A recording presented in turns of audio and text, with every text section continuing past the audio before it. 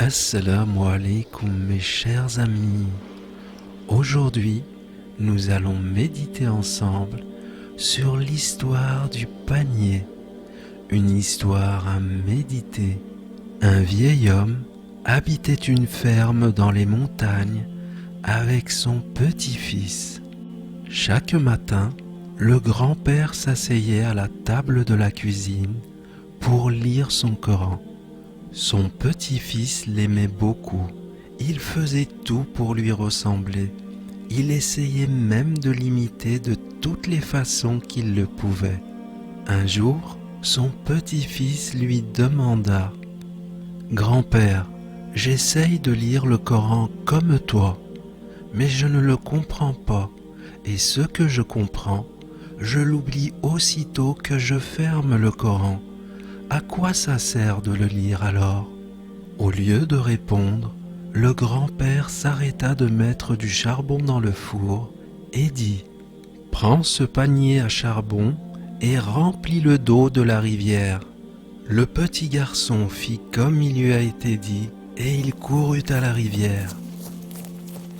Mais toute l'eau coula avant qu'il ne retourne chez son grand-père. À son retour, son grand-père lui souria et lui dit « Tu devras aller un peu plus vite la prochaine fois. » Et il le renvoya à la rivière avec le panier pour essayer de nouveau. Et le petit garçon courut plus vite. Mais une fois encore, le panier se vida avant même qu'il n'atteigne son grand-père. Hors d'haleine, il dit à son grand-père « Mais c'est impossible de porter de l'eau dans un panier. Attends, grand-père, je reviens. » Et le petit garçon alla chercher un seau dans la cuisine. Joyeux et pensant avoir trouvé la solution, il le rapporta à son grand-père. En le voyant arriver, son grand-père lui dit « Mais je ne veux pas d'un seau d'eau. Je veux un panier d'eau.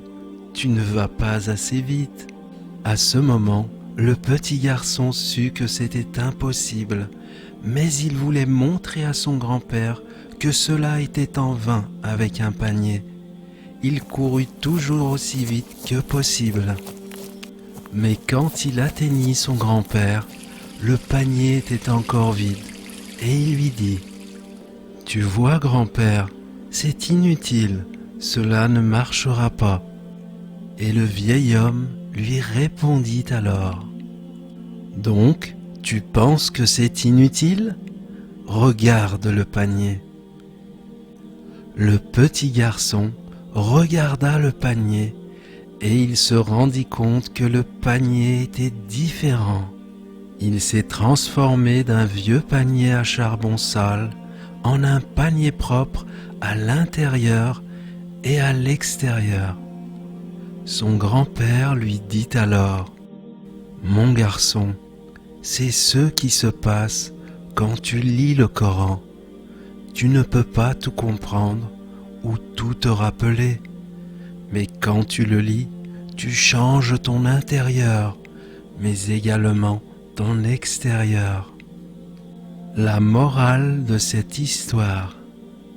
Dans cette magnifique histoire, le grand-père a voulu faire comprendre à son petit-fils qu'aucun de ses efforts n'était en vain.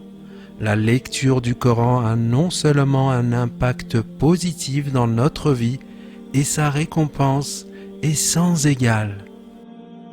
Et il est dit dans le Saint-Coran « Nous faisons descendre du Coran ce qui est une guérison et une miséricorde pour les croyants. » Sourate 17, verset 82. Le voyage nocturne.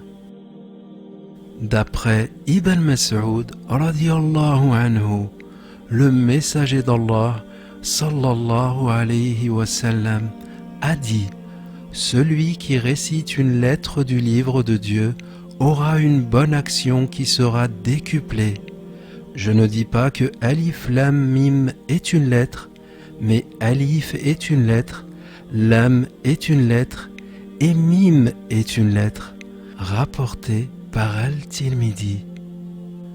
Ô Allah, fais en sorte que le Coran soit le printemps de notre cœur, la lumière de notre vue, la cause qui dissipe nos tristesses et qui éloigne nos soucis et nos chagrins.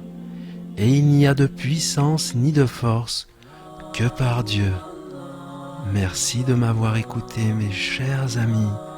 Je vous dis à très bientôt, Inch'Allah, pour une nouvelle histoire à méditer sur Dino TV.